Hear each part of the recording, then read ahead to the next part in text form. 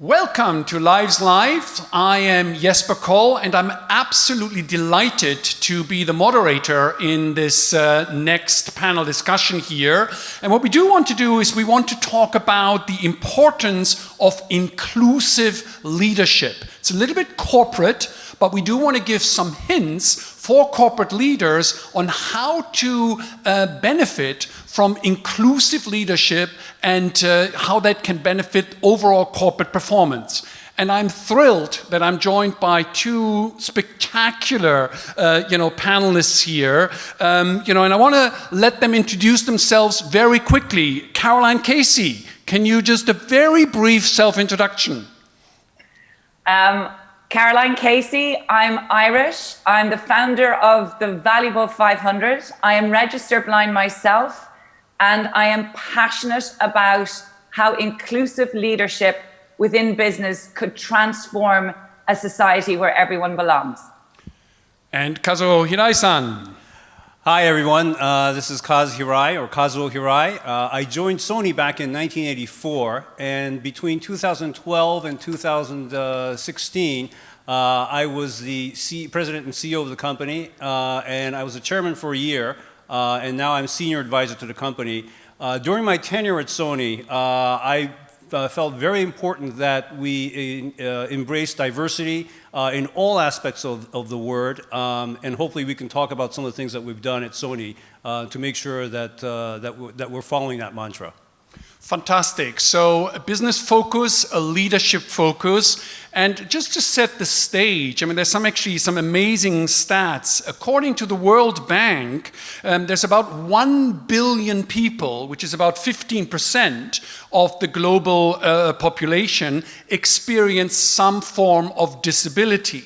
And then if you strip this out, that actually means that there is a potential market of about $8 trillion if you address those people. And $8 trillion is what?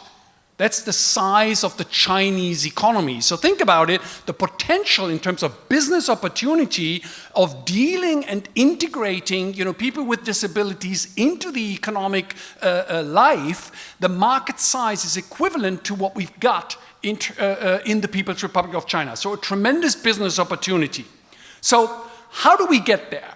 Leadership style, and inclusion of people with disabilities. And I want Kaz to sort of take the lead, okay, sure, and explain a little bit about inclusive leadership style. Sure. So inclusiveness is actually part of Sony's stated vision. We have 4 stated visions, and inclusiveness is certainly right in there with the other 3.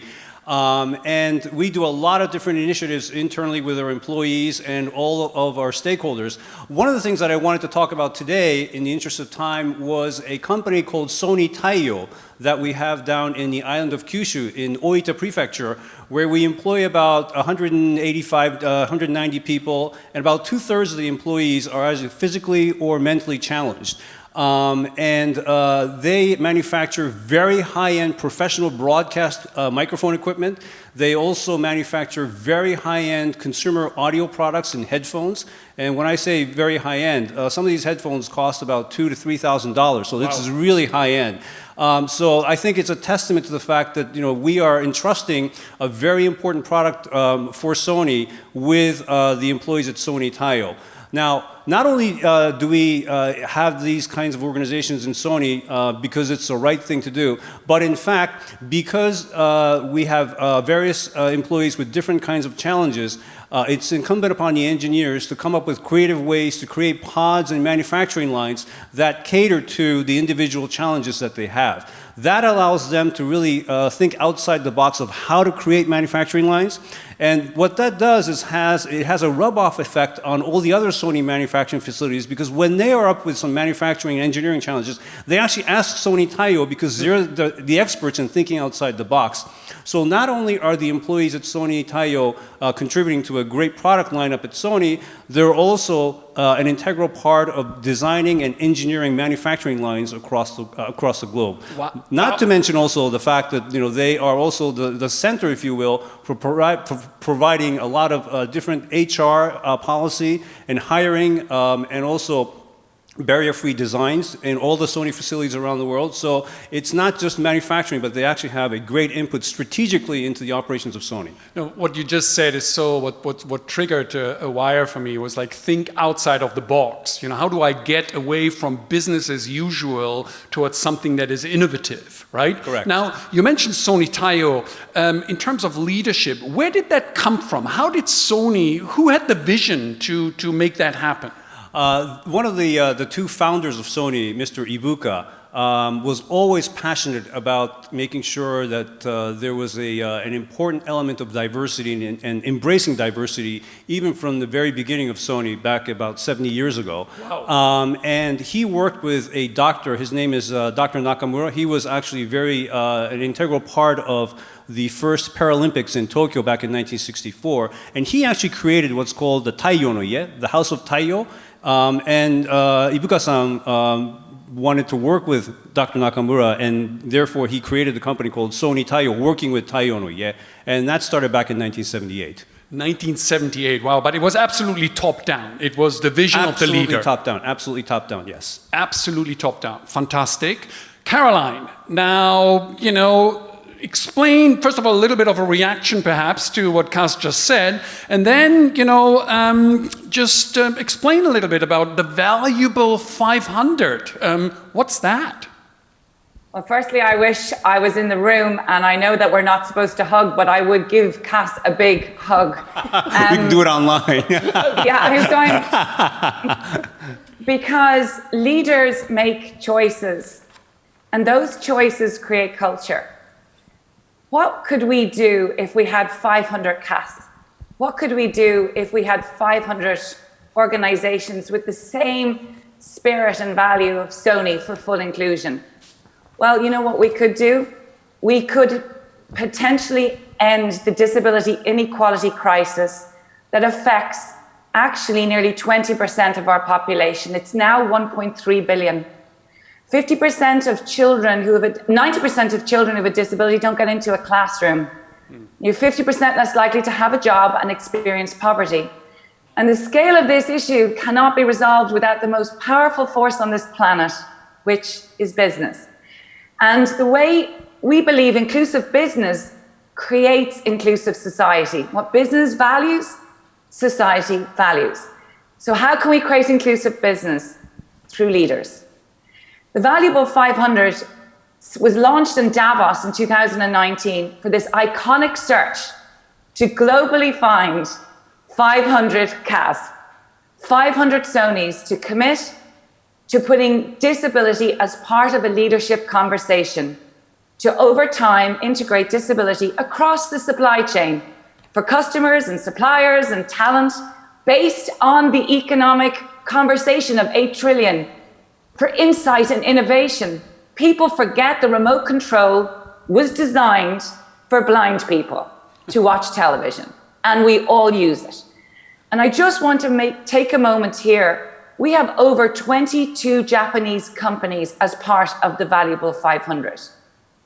And one of the things that I just want to make a nod to Japan for is a commitment around universal design, about understanding to remove the barriers for all of our consumers to engage with our products and services. And that is understanding about how our populations are shifting.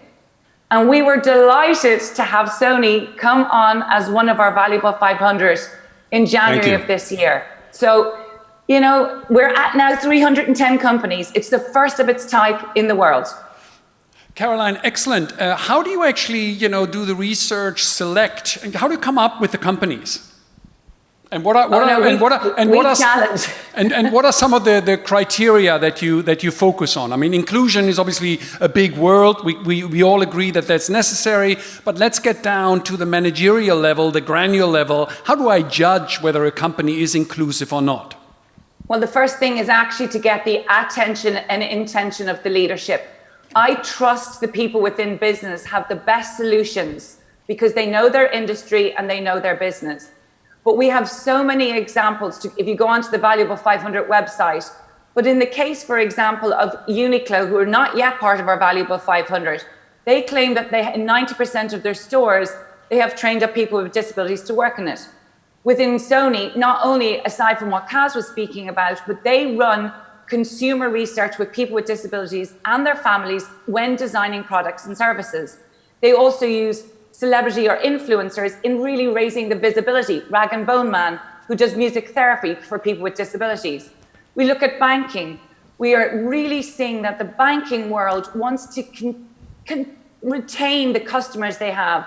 So to ensuring that people are using tellers, or when you're walking into a branch, that the staff are fully trained. Salesforce, who just came on, have now implemented with Mark Benioff as the CEO, a whole department around accessibility that is reporting into the board and also is across every single function. And so what we need to do is open the doors to make conversations, to innovate and to try. Not everybody has every solution, and we don't expect companies to be the experts. But in this day and age, it is no longer acceptable to leave 15% of our population out of the business ecosystem. And that is what we're here to do, to ask leaders to see what they can build, how they can build disability into the systems that already work. I mean, this is so interesting because, you know, sometimes, particularly here in Japan, right? I mean, Yes. people say, oh, as long as you employ X%, right, then you tick the box and everything's fine. And you're basically saying, well, you got to be much, much better than that. It's got to be the commitment from the leadership. But it's not about employment either, Jesper. This is about connecting employment to value. You heard Cass speaking about this. There's no point in forcing a business to employ if they have a charitable mindset. This is an opportunity which is considerable. What business would leave $8 trillion on the table? Right? As Dr. Nakamura said, he was famously quoted as saying that, you know, it's not the sympathy that people want. They just want an opportunity. And I think it's incumbent upon all companies to make sure that we provide the opportunity, not because it's the right thing to do, that's obviously important, but because they have so much to add in terms of value, like, for example, as I said, in creating these very high-end headphones, because they're using their talent that other employees just don't have in terms of meticulously wrapping coils around the magnet, you know, those kinds of things. They're really experts at doing that, and we're extracting value from these very important employees at Sony Taiyo. So that's the key message here. It's not about some numerical target. It's about the leadership's commitment to uncover and unlock the entire value of inclusiveness there. Absolutely. Now, Kaz, as a CEO, and I mean, God, you know, you've been through some tough times with been the there and done company. that, yes. You know, recently things are great. Yes. You know, but like, you must have had pushback. There must have been pushback from, you know, perhaps even board members, from, you know, middle managers, you know, oh, this is not important. Tell me, can you tell like an anecdote and how you dealt with the pushback? Sure. Well, before we get into that, maybe I can show some photos of Sony Taiyo just to share with everybody. So if we can just switch over to some of the photos that I brought along, we can go through them very quickly. So this is a Sony Taiyo that I visited many a times, actually. As a matter of fact, this manufacturing facility is the one that I visited the most out of all the manufacturing facilities Sony has around the world. Next slide. Okay, so a little bit more of when I was there. And these folks, I think, are manufacturing high-end headsets here. Next photo. Okay. The usual commemorative photo. Next. Now this is important as well. It just happens that Oita is also the host of the Oita International Wheelchair Marathon, and it's one of the premier wheelchair marathons in the world. And every year we have wheelchair athletes that come in from around the world to compete. And it just happens to be in Oita as well. We have 4 Sony employees that participate as athletes in this marathon. And I've made it a point to visit and cheer on our athletes, as well as all the Sony volunteers that volunteer for this race every year, about 100 to 120 employees, just to encourage them. So maybe we can do the next photo. Okay, there I am, making sure that I'm cheering the athletes on. And then next one. Okay, and that's all the volunteers from last year's marathon. Unfortunately, this year I think it's going to be postponed for obvious reasons. But you can see that we're also involved in this kind of activity as well. Once again, for a variety of different reasons. One, it's the right thing to do, but more importantly, it really heightens the visibility of the management's involvement and the company's involvement and commitment to these kinds of activities, and to also raise the visibility of our employees who are working at Sony Taiyo, to make sure that employees and especially the senior management understand that it's an important commitment from senior management. And there's a lot of pushback. The way to avoid pushback is to make sure that the top person or the top management team always talks about it. They're always asking about it.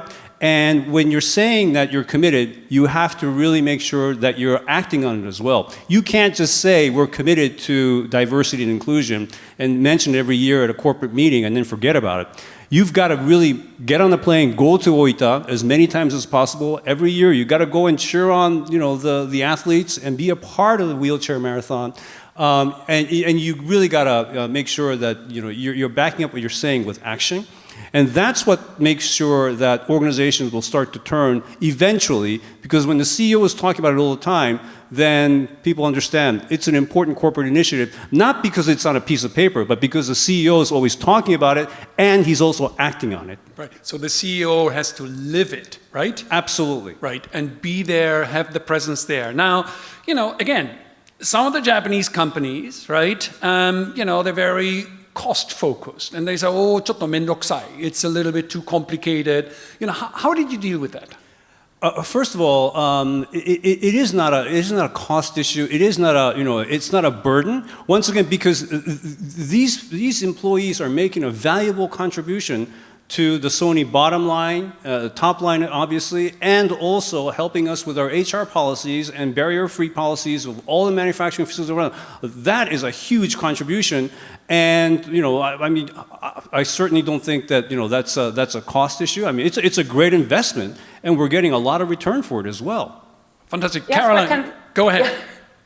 Well, actually, I want to back it up, and I'd love to hear what Kaz has to say. I think there is actually a risk cost now, because this is also about brand, okay? You think about a company like Sony that has the integrity around that brand, and this is about a brand attracting and retaining the best talent. Consumers wanting to use their money to buy from products. I think there's a really important time we're in at the moment, when our millennial and our next generation are demanding full inclusion from the companies they either choose to have a career with or spend money with. And I think when we're speaking to some of the stats that exist, did you know that 90% of the companies in the world claim to be passionate about inclusion, but only 4% have evidence to say they're considering disability like Sony? Now you think about that and what that reputational damage is. The second piece that you need to understand is 54% of our companies globally, their boards have never had a conversation about disability.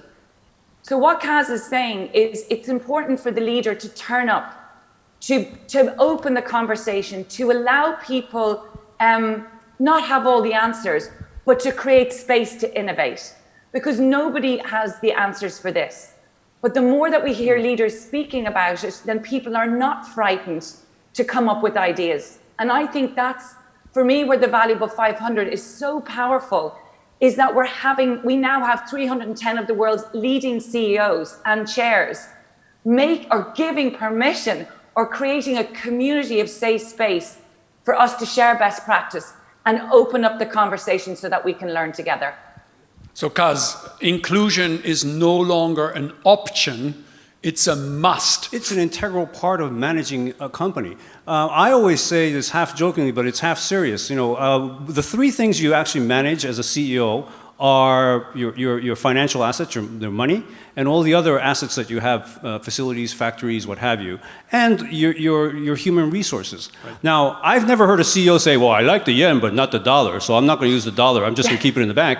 Or, I don't like the factory in Tokyo, but so I'm just going to just leave it dormant. But that's exactly what you're saying when you're saying, well, I don't like the female employee base, the disabled, whatever group of people that you don't like, but that you're paying for. I mean, that's just ludicrous, and that's just, you're not managing your resources, and it's a direction of duty as far as I'm concerned, if you're not using all the resources you have at your disposal, and human resources is a great resource that you need to use and maximize if you're really serious about managing an organization. Caroline, with the valuable 500, what's your greatest success story, your greatest turnaround that over the last 12 months that really made you the happiest? I mean, I'm so proud of the fact that everybody told us we were crazy to even attempt something like this. And I was like, I am not giving up. I will not give up. Because I actually fundamentally believe in the power of leadership using their heads and their hearts. Leaders are human beings. Business is about humans. We sell to humans, we innovate with humans. It's about human beings. And I actually believe that together in community is where we can have that tipping point. What I'm so proud of, honestly, I'm so proud of all the partners and the people that we've worked with around the world. I'm so proud today that I can stand here against all the odds and say we've reached 310 companies. It represents 12 million employees globally, 27 sectors, 46 countries, and 4 trillion in revenue. With that influence and power, we can change a world where people are left out. I truly want people to belong authentically as themselves. I believe in that power. I believe in the power of leaders. And for me, I guess what I'm so proud of is that we didn't give up. And we didn't give up. And I truly believe, to quote Leonard Cohen, it's the cracks where the light gets in. Through pain, often we find great growth. And through this corona pandemic, we have exponentially grown since Davos of this year.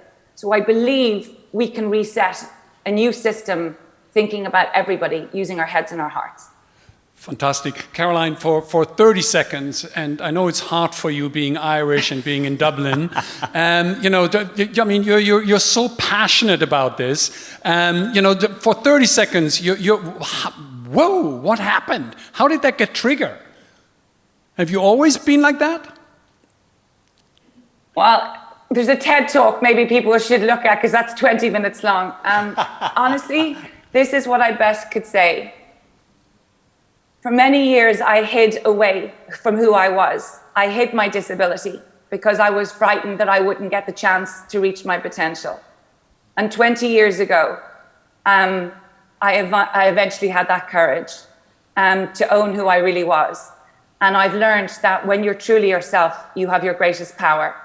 And then the second trigger for the valuable 500 was the unexpected death of my father.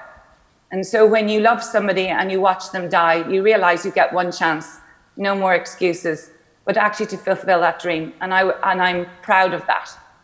Yeah, I'm proud of who I am now. Caroline, thank you for sharing that, and I really urge the community out there to have a look. It's a phenomenal organization. You mentioned you've got 300 plus companies.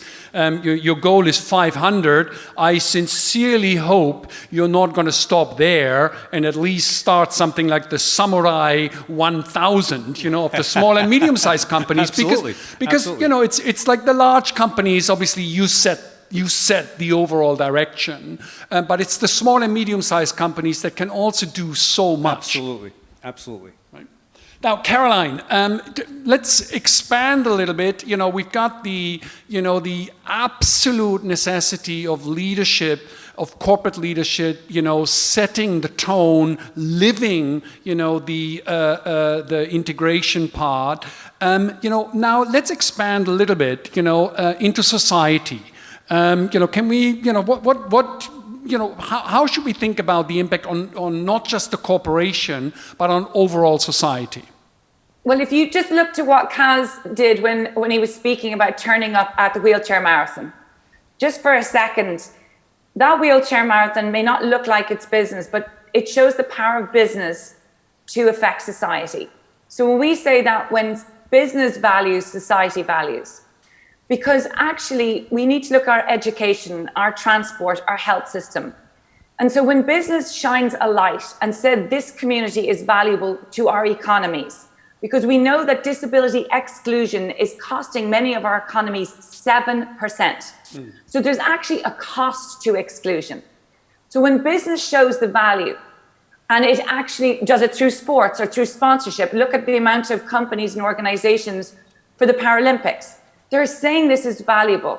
And then society takes up that value and ensures that our classrooms are inclusive, that ensures our transport is inclusive, that ensures our universities are inclusive, that our health systems are inclusive. Because when we see value being honored by a force, then governments and societies will follow. And so what I believe is that business touches every part of a lived life of a human being. Absolutely. So that's where you see that power, and where, because business wants to employ people with disabilities, that means they have to get educated. So it's that pull force that we can see. Kaz, what about for you?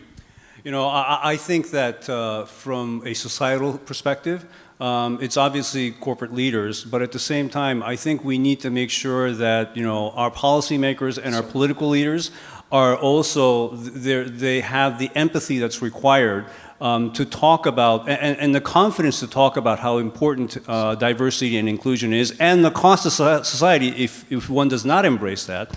And that needs to actually then have a reflection on the education system, especially younger kids. They need to learn at a young age, in kindergarten, in elementary school, that diversion and inclusion is a part of life. It's like breathing air.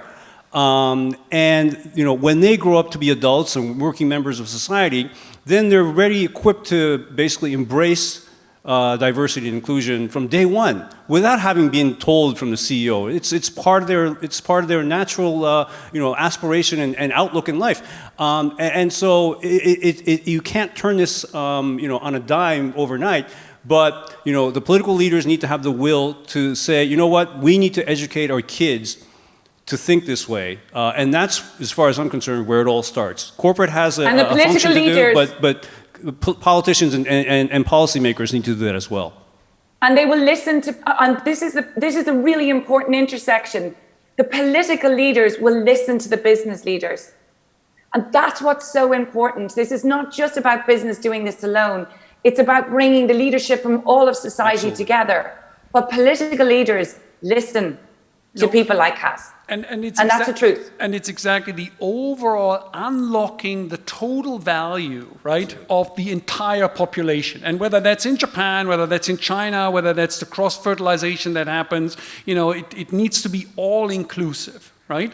Caroline, I think you had a little video that you prepared, right, on how all of this actually links, you know, into these wonderful sustainable development goals. Well, we did a video that it's really worth people watching. And is it you dancing a little bit as well? No, I do a lot of dancing, and I love my dancing. I did it when I was in Tokyo in February. They saw me.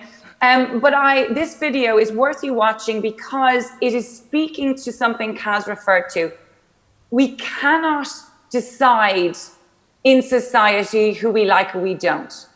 Within diversity and inclusion, we cannot divide humanity into different categories and make them compete against each other.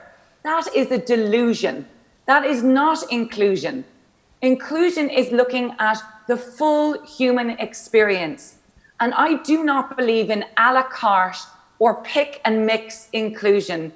When we give our corporate the diversity and inclusion role within the corporate structure, oh, well, this year we'll do gender and maybe next year we'll do something else. That's wrong, because human beings come with multiple labels. I'm Irish, I'm blonde, I am registered blind, I'm a great dancer, I love horses. We're lots of labels. And to Kaz's point, we cannot, when we're looking at inclusion, decide that this year we'll do that and next year we'll do something. So that film, #diverse-ish, is worth people looking at because it's kind of cringy, because it shows what's kind of happening in the business world. Okay, let's go for it.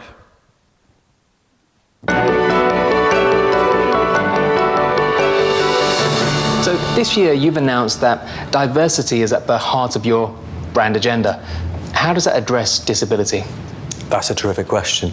And the thing is, I think this is all about inclusivity. So this year, for instance, Chris, we sponsored a float at the gay parade. We have women, lots of women. They're like everywhere. Tim's Asian and gay too, which is great. 2 for 1 right there. So have you ever had people with disabilities appear in your advertising? Sure we have. I'm sure we have. Yeah, I would think that is super likely. So. We're 100% committed to considering a range of clothing for the disabled, further on down the line. So this is Bill. He's paraplegic, isn't that right, Sharon? And you're on our diversity page on our website, aren't you, Bill? Yes, I'm the only one currently. Tremendous addition to the team. Disability is something that we are committed to investing in very soon. Absolutely. Yeah. 2019 est déjà consacré à célébrer la femme, l'avenir est féminin et tout ça. The 2019 is earmarked for the AME, BAME. It means a lot to me personally. 2020? Ice caps. 2021? Mindfulness. Because. Do you have a year in mind for people with disabilities?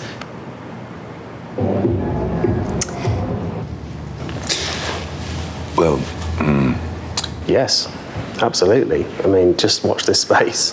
That's what I can say. So. Yeah.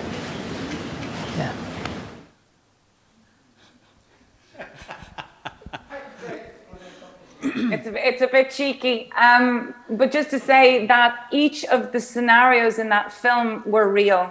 They were actors, by the way.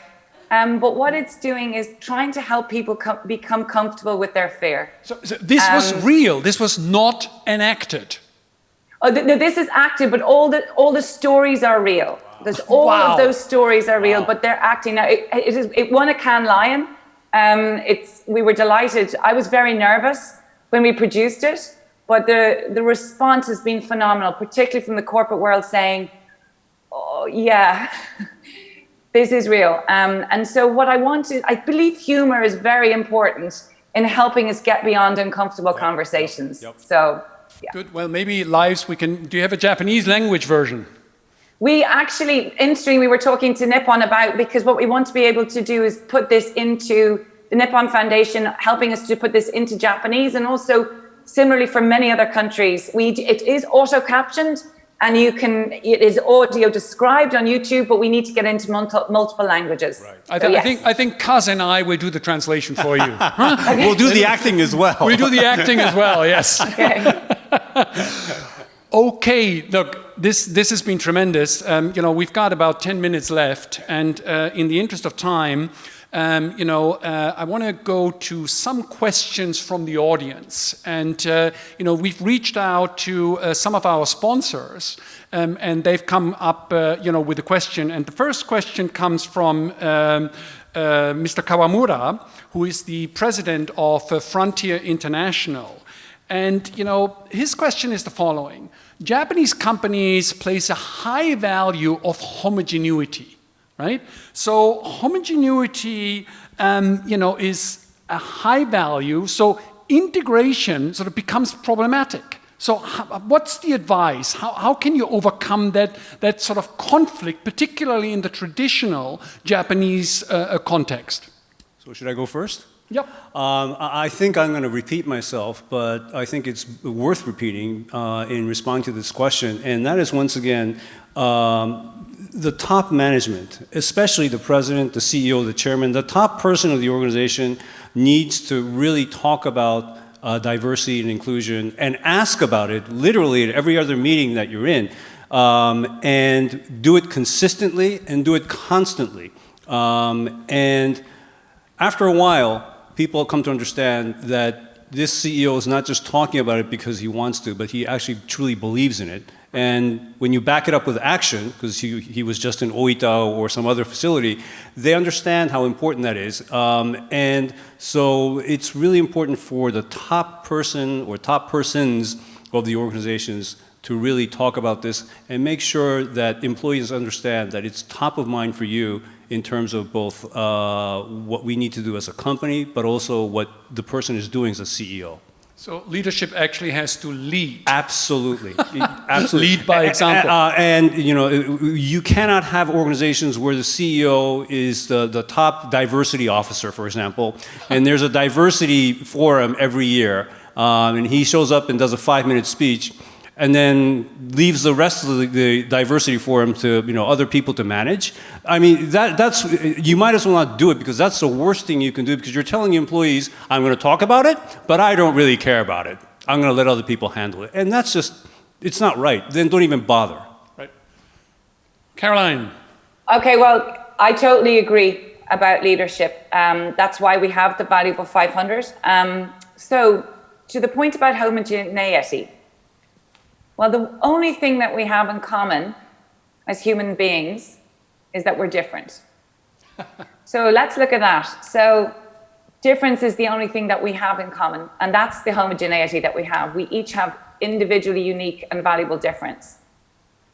For me, I think my question around homogeneity is, so if the Japanese company just wants to have everybody looking or sounding the same, does that mean they miss out on consumers of a broad depth and variety? And for all our companies, we want to have our values lived, but we also need to be successful. We need to deliver to our shareholders, and we need to deliver to our bottom line. There is no way we can be successful in business if we only focus on one small homogeneous market. So it is, the leader needs to attach that value to how we are going to serve our consumers, our clients, or our customers. And that is not, it does not make sense to have only one small market view of customers. Fantastic. That gets actually to the next question, which comes from Daiwa House. A little bit, how do we measure the effectiveness of inclusiveness?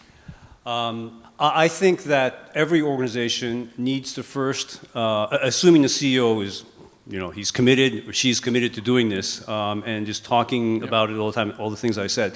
The next thing that really needs to happen is the company and the organization needs to set up specific targets and objectives, goals and objectives. And that will vary from company to company. For example, if you have a company that's really engineer focused, you're not going to have a lot of, by nature, unfortunately, the engineer is going to be male, unfortunately. And that's not right, but that's the reality right now.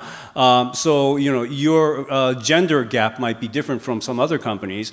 And the same with all the other criteria. So the important thing is set your own criteria and then make sure you monitor against it. And once again, that criteria depends on the company and the industry that you're in. But the one thing you cannot do, once again, is to say, well, I'm committed, and then not talk about specific goals. Right. Or basically saying, well, I think my staff will figure that out later, so ask them. Then once again, you might as well not do it because you're just sending the wrong message. Right. So be committed, set goals and objectives, and then measure against it and say which areas you were successful in, which areas you were not successful in, and don't be shy and embarrassed to say we couldn't meet these objectives. So, say openly we couldn't do it for these reasons, and this is how we're going to change it. That's the kind of transparent leadership that employees are expecting, especially in this area, because it is such a hot topic, and it's a very important area as far as I'm concerned for all the employees. So the leader, is passionate about it, lives the example, but also holds his teams or her teams accountable by setting these goals. The team as well as him or herself. Exactly. Yeah. Caroline, quickly. Exactly. I couldn't agree more. I love it. Kaz, I have got to meet you. Fantastic. But seriously, one of the most profoundly impactful things that I've heard in the last 18 months is when Peter Grauer, who's the chair of Bloomberg, sat on the main stage of the World Economic Forum in Davos when we launched the Valuable 500 and said, I'm really proud how we're doing in gender, but we are not doing enough in disability. And it was the most extraordinary thing for somebody to be accountable and responsible. And then he said, I want to do better. And he set himself several targets and has stood by every single one of those. It's a cliche. What gets measured gets done. And we need to start seeing disability reporting internally in our business and externally. But most importantly, to what Kaz has said, is being accountable when we don't maybe meet those targets. That's okay as long as we're accountable.